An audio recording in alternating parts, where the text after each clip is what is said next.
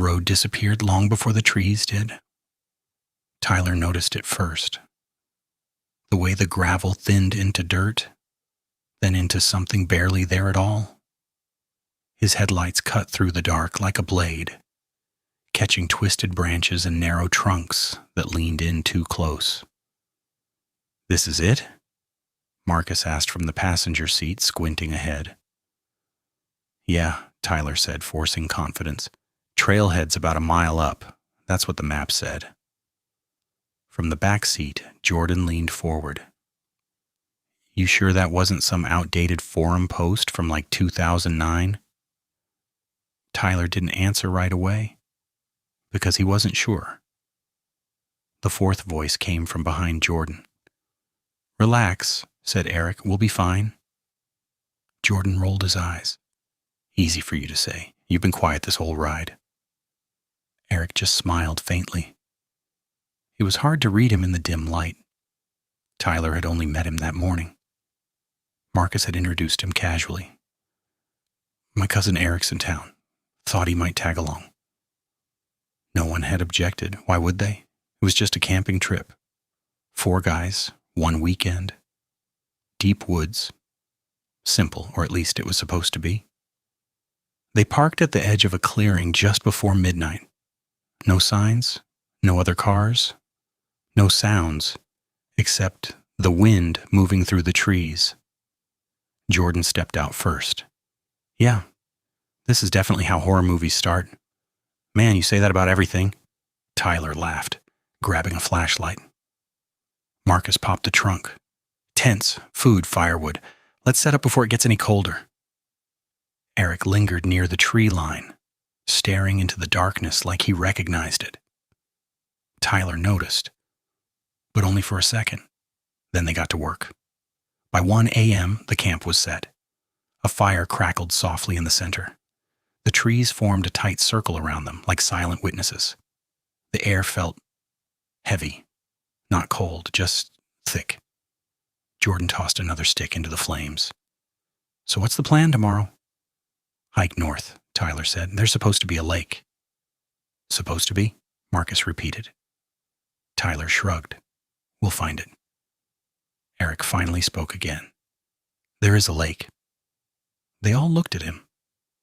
"How do you know?" Jordan asked. Eric's eyes flickered toward the darkness. "I've been here before." Marcus frowned. "Wait, you never told me that." Eric smiled again. Didn't seem important. Something about the way he said it made Tyler uneasy. But the fire was warm. The night was quiet. And they were tired. So they let it go. The first sign something was wrong came in the morning. Jordan was gone. His tent was unzipped, sleeping bag empty. "Jordan?" Tyler called, scanning the trees. No answer. Marcus laughed nervously. Probably took a leak or something. But his voice didn't sound convinced. They searched the immediate area. No footprints, no broken branches, nothing. Just silence. Then Tyler noticed something near the fire pit. A shoe, Jordan's, sitting neatly beside the ashes. "Okay, that's not funny," Marcus said, his voice rising. "Jordan!" Tyler shouted again. Still nothing. Eric stood off to the side, watching. "Should we call someone?" Marcus asked. "No signal," Tyler said, checking his phone. "We'll spread out. Look for him. He couldn't have gone far." Eric finally stepped forward. "I'll head north." Tyler hesitated. "You said there's a lake that way?" Eric nodded. "Fine. Marcus, you go east. I'll check west. We meet back here in an hour." Marcus grabbed a stick like it was a weapon.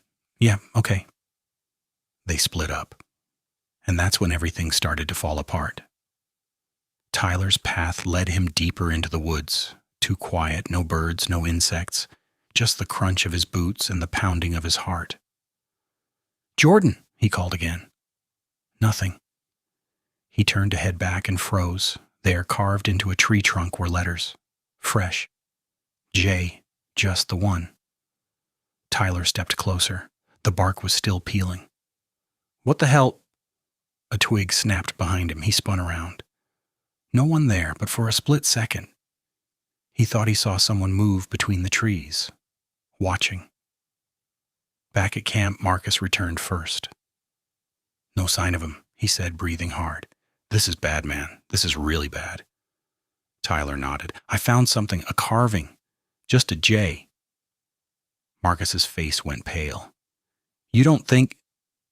Before he could finish, a scream tore through the forest. High, sharp, cut off instantly. They both turned toward the sound. North, Eric's direction, they ran. Branches whipped at their faces as they pushed through the trees. Eric, Marcus shouted. No response. The ground sloped downward, the air growing colder. Then they saw it, the lake, still, black, perfectly silent, and at the edge, Eric, standing motionless. Tyler slowed. Eric, no answer. Marcus stepped forward. Where's Jordan? Eric turned slowly. His face was wrong, calm, too calm. Jordan isn't coming back, he said. Tyler's stomach dropped. What do you mean? Eric tilted his head slightly. He wasn't supposed to.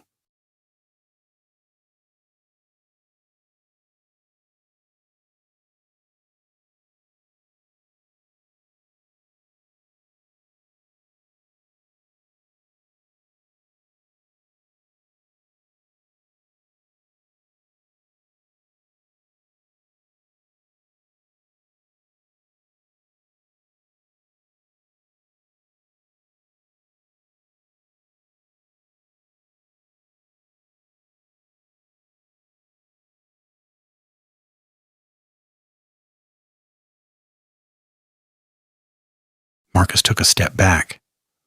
What are you talking about? Eric's lips curled into something almost like a smile. I needed you to come here. The air felt colder. He reached into his pocket and pulled out a knife. Marcus reacted first. He turned and ran. Marcus, wait!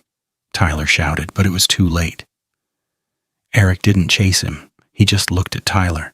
You should go, he said softly. Tyler didn't argue. He ran. Branches tore at him as he sprinted blindly through the forest. His mind raced. This isn't real. This isn't happening. Behind him, footsteps, slow, steady, not running, following. Tyler pushed harder, lungs burning. Then he tripped, hit the ground hard. The wind knocked out of him. He rolled over and saw Eric standing there already. How? Tyler gasped. Eric crouched down. This place, he said quietly, it doesn't let people leave. Tyler scrambled backward. You're insane. Eric shook his head. No, I learned the rules. He glanced toward the trees. 3 people go in, he continued. 1 comes out. Tyler's blood ran cold. What? Eric smiled faintly. I've done this before. A distant sound broke the moment. Sirens, faint but real. Tyler's head snapped up. You hear that? Eric's expression flickered just for a second. Annoyance. They came sooner than I expected, he muttered. Hours earlier, a hiker had found Tyler's car, abandoned, engine cold. Something felt off. So they called it in. Now 2 police officers pushed through the woods following the trail. Dispatch said 4 guys. One officer said, no contact since last night.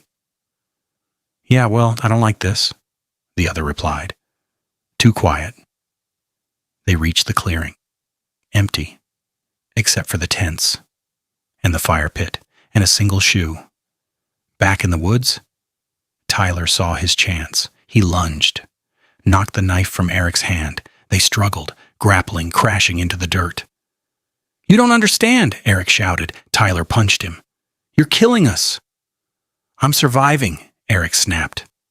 The sirens grew louder, voices now. Police! If anyone can hear us! Tyler shoved Eric off and ran toward the sound. Help! He screamed. Behind him, silence, no footsteps. He didn't stop to look back. The officers found him stumbling out of the trees, covered in dirt, blood on his hands. "Whoa, hey, easy," one said, grabbing him. "There's someone out there," Tyler gasped. He killed them, my friends." "Slow down," the other officer said. "Where is he?" Tyler pointed back into the woods. "He's still there." They moved in fast, weapons drawn. "Show me," one officer said. Tyler led them back toward the lake. His heart pounded with every step. But when they reached it, it was empty. No Eric, no knife, no sign of anything. Just the still black water. "Sir," one officer said carefully, "are you sure this is where—" Tyler turned in circles. "He was right here, I swear." The other officer scanned the area, then froze. "Hey, you see that?" Carved into a tree near the water were 3 letters. JMT. Tyler stared, his breath caught. Marcus, Jordan, Tyler. "Where's the 4th letter?" the officer asked. Behind them, a twig snapped. They spun around, nothing there, but deep in the trees, a faint figure moved. Watching, waiting, and then gone. They never found Eric, or Marcus or Jordan. The case stayed open, unsolved, but every so often, hikers would report strange carvings in the woods. Letters, fresh, new, and always one short. Tyler never went back, but sometimes, late at night, he'd wake up, heart racing, swearing he heard something outside. Footsteps, slow, steady, getting closer. Because somewhere out there, the rules were still in play, and the forest was still waiting for the next group of 4.